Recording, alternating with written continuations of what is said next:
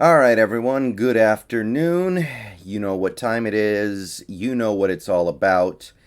It's Snap Count Monday, and buckle up because this one's going to be a bumpy ride. This week's edition of Snap Count Monday, for multiple reasons, is as hideous as any Snap Count Monday that we've done since this year started. Probably, actually, by a pretty long shot, the most hideous.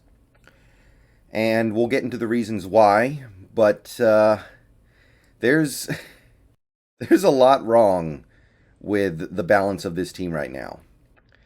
So we're going to start on the offense, and the first big problem, and maybe by itself enough to call this the most tragic snap count Monday so far, is that the Seahawks had a grand total of 49 snaps on offense.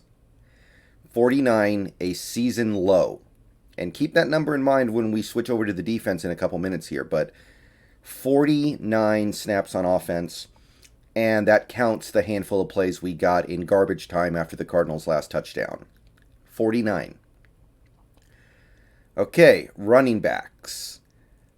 I do have some decent news here. At the very least, the best I can say for this edition of Snap Count Monday is that we did try to use the depth of our running backs the best that we could. Rashad Penny got 8 snaps, and he would have gotten more if he didn't get hurt and missed the entire first half outside of the first play. Alex Collins got 18. DJ Dallas got 18. Travis Homer got 5. So at the very least, we tried. It didn't work perfectly for this, that, and the other reason, but we tried to give our running back depth a chance to prove themselves. And I think DJ Dallas actually played a pretty decent game, so he may be getting more work as the season goes on.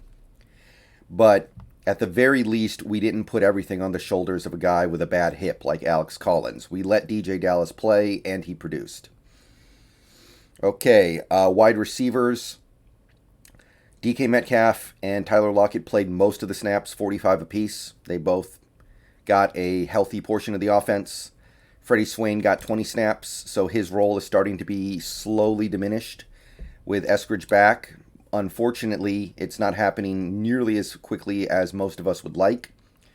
Eskridge got 11 snaps, so at the very least we're headed in the right direction, but not getting there anywhere fast, and Eskridge never got the ball thrown in his direction or anything, and Penny Hart had 4 to round out the receivers. Okay, tight ends, pretty much what you would expect here at the very least. Gerald Everett got 42 snaps and had a pretty good game. Will Dissly had 25, and Colby had 4. So we're doing pretty good on the tight end front, I guess. I mean, nothing special, nothing to write home about, but it's what you would expect for this offense. This should be more or less the balance you see going forward. Gerald Everett plays most of the snaps, and Dissly plays about half of them. That sounds pretty reasonable to me. And Colby got a little bit of action. I think Colby might have even had a catch. I can't remember for sure, but I think Colby had a catch. So I guess he did good. Okay, so that's your offense. Now let's go over to the defense. And before we take a look at any of these player numbers, 83 is the number of the day. 83 defensive snaps. And there is no excuse for it. It's not because of the offense. Well, the offense doesn't help. The defense gave up a 16-yard drive in the first quarter. That's on them. That has nothing to do with the offense. I don't want to hear any excuses for this defense being on the field for 83 snaps. It's on them. 83 snaps, a season high. And you wonder why we lost. All right. Defensive line is backwards. Or at the very least, it's backwards of where I thought it was going to be by this point of the season. So you've got players like Rasheem Green and Kerry Hyder, who I do like. I don't want to say I dislike Kerry Hyder. He's fine. But he's Kerry Hyder. He's not amazing. And Benson Mayowa playing 40, 50, 60 plus snaps on the field constantly. And then you've got your big free agent signing, and not even that. He was a re-signing, basically, because you cut him and then you brought him back in. And you've got your one young, high potential, high talent defensive end, Alton Robinson, barely playing. Carlos Dunlap played 17 snaps, and I'm not saying that's wrong because Dunlap has not been doing very much this year. He probably deserves to sit on the bench for most of this game. But he's your $10 million guy. He was supposed to be the thing that brought all this together. And he can barely get on the field. 17 snaps out of 83. And Alton, maybe he's not the guy who I thought he was. Maybe he's just not that good. I don't know. But he ain't getting on the field. We'd rather give snaps to guys like Rasheem Green, Benson Mayowa, Kerry Hyder, who are just, we kind of know what they are. And we also kind of know they're not part of this team's future. So, what's up?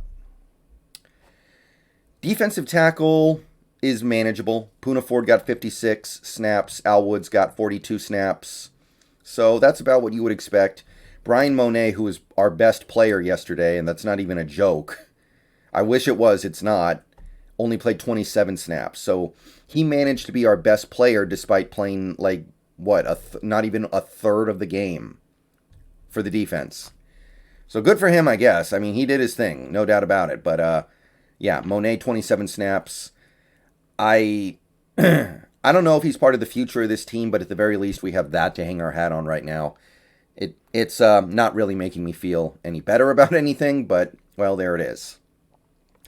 Okay, linebacker, pretty much what you would come to expect by this point. Bobby Wagner, 83 snaps because he plays every snap, and well, you get what you get there. Jordan Brooks, this is, I don't know how to feel about this one, guys. He played 75 snaps, 90%, against a team that spreads you out, against a team that puts a lot of receivers on the field. And Jordan Brooks got targeted in coverage over and over again, and I don't think he had a very good game. We'll go over the finer points of that later this week. But to me, Jordan Brooks being on the field that much against the Cardinals of all teams is a problem. And the Cardinals made it a problem because it seemed like they went after him. So this might have been a game to not put Brooks out there that often and get Ryan Neal out there a little bit more. Just saying. Darrell Taylor got 39 snaps, which is actually a career high for him, which is good. Not so good is I didn't really notice him do all that much. I don't know if he was getting pressure and I just didn't notice it. We'll revisit that later this week. But I didn't see him make any big splash plays. So that's 2 straight weeks where Taylor didn't really do all that much. Not great. Now, we do know that he is coming back from a devastating injury that's probably affecting things somewhat. So I'm not saying anything negative about him, but I like to see him make plays. Nothing else for any of the linebackers, which brings us to our cornerbacks, and it was kind of a mess this week. Had to be. DJ Reed was out. Sidney Jones played 80 snaps, basically every snap. Blessuan Austin, forced into action, played 63 snaps. So a dude who had barely played all season, who, for all intents and purposes, had not played this season, suddenly has to go play 63. That's not a recipe for success. I well acknowledge that built-in excuse for this defense. Trey Brown played 23 snaps and then he got hurt, which sucked. Ugo Amadi had to play 50 snaps, which makes sense. Ryan Neal only got 11 snaps, which to me makes no sense when you're playing the Cardinals and you're playing as many defensive snaps as you are, so I don't like that. And that's it for the cornerbacks. So yeah, there's a lot to really not like here. Most of it is just intrinsic in the fact that we were outsnapped nearly 2-1. 83 snaps to 49. Really hard to win like that. And then if you take a look at some of the other little things that we did, like what we're doing at defensive end, where we just keep playing also rans and has-beens and never wases and jags, and not giving the guys who are supposed to be our studs a chance to eat, or maybe they just can't eat, but whatever it may be, it's not good. Whether it's playing Jordan Brooks massive snaps and basically shouldering Ryan Neal to the bench in a game against a team that likes to spread you out. Whether it's, whether it's the Dwayne Eskridge stuff, whatever, there's a lot to really make you feel like that this team is truly lost and doesn't understand what they're doing right now. So that's your snap count Monday. Not good. I don't know if there are any great solutions, but off the top of my head, you got to get Ryan Neal out there more against a team like the Cardinals. Sorry. He's a playmaker, and his talents are called for in a game like that, especially. So, other than that, the team's just kind of, they're up Schitt's Creek without a paddle. I understand that. If Dunlap can't do it anymore, then I understand not playing him. If Alton Robinson isn't any good, then I understand not playing him. But it's just very sobering right now. And it really reminds you how much this team missed in recent off seasons with their decisions, including some decisions they made that I liked. I supported some of these things. I thought re-signing Dunlap was a good idea. I think almost everybody did. But look, we're just fans. The team is getting paid millions of dollars to make these decisions. If Dunlap had nothing left, you should have been able to identify that. That's your job. All right, I'm out of here. Peace out. Go Hawks. Probably going to stream later tonight. Don't know what, but hopefully I'll see you there.